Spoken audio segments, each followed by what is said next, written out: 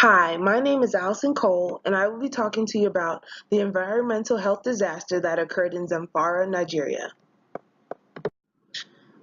In this presentation, I will cover the mass lead poisoning in Zamfara State, Nigeria, the timeline of events, the distribution of affected villages in Zamfara State, Nigeria by blood lead levels, elevated blood lead levels in ore processing and non-ore processing compounds, sources of lead poisoning, mortality rates in villages treated with chelation therapy, and finally a summary and my references. Mass lead poisoning in Zamfara, Nigeria of 2010. The increase of gold prices in the last decade has led to an increase in gold ore processing in the northwestern region of Nigeria in a place called Zamfara. Gold mining consists of digging up rocks by hand, breaking them into pebbles with hammers, grinding them into sand with flour mills, and then extracting the gold from the sand using sluicing, panning, and mercury amalgamation and sometimes cyanidation. The gold deposits in Zamfara in particular contain extremely high concentrations of lead. The crushing of the pebbles produces lots of lead-contaminated dust that can enter the body through the lungs or the digestive tract. The timeline of the Zamfara lead poisoning.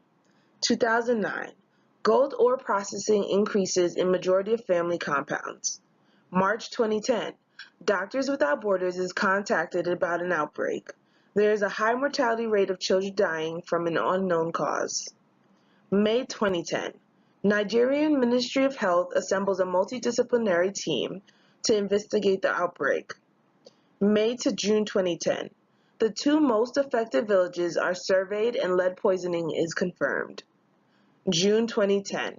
The Federal Ministry of Health and international stakeholders jointly implemented control measures including provision of oral chelation therapy, remediation of lead-contaminated family compounds, public health messaging about lead poisoning, and social mobilization activities to advise villagers to move gold ore processing out of family compounds and villages.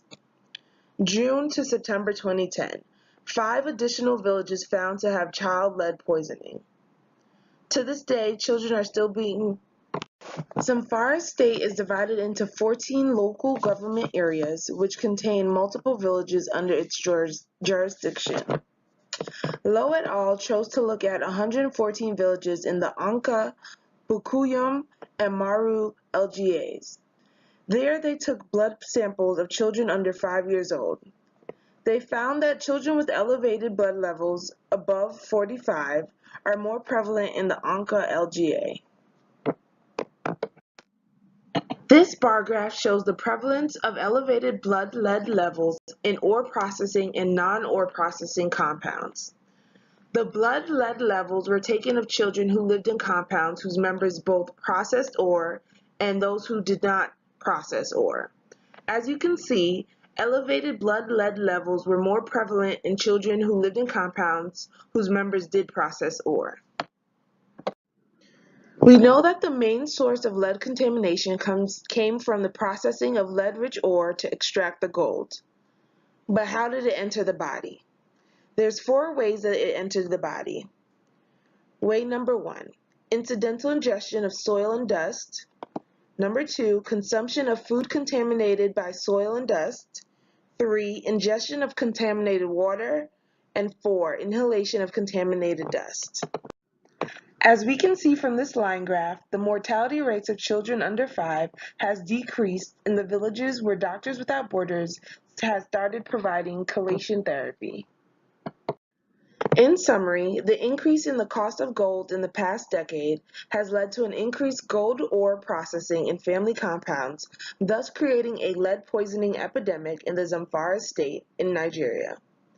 The gold ore dust in Zamfara contains dangerously high concentrations of lead and have been entering the bodies of those living in the villages of LGAs of Zamfara. Children under 5 years old are more vulnerable to lead poisoning, and unfortunately in this instance, 400 children have died before the Doctors Without Borders organization and the Nigerian Ministry of Health could intervene. Doctors Without Borders organization, along with other international stakeholders, implemented public health interventions that included health education, evacuation of the area, and treatment via chelation therapy. The mortality rate has reduced greatly since the introduction of this therapy. Doctors Without Borders has thus treated over 2,000 lead-poisoned children in Zamfara. You can find my references here, and thank you for listening.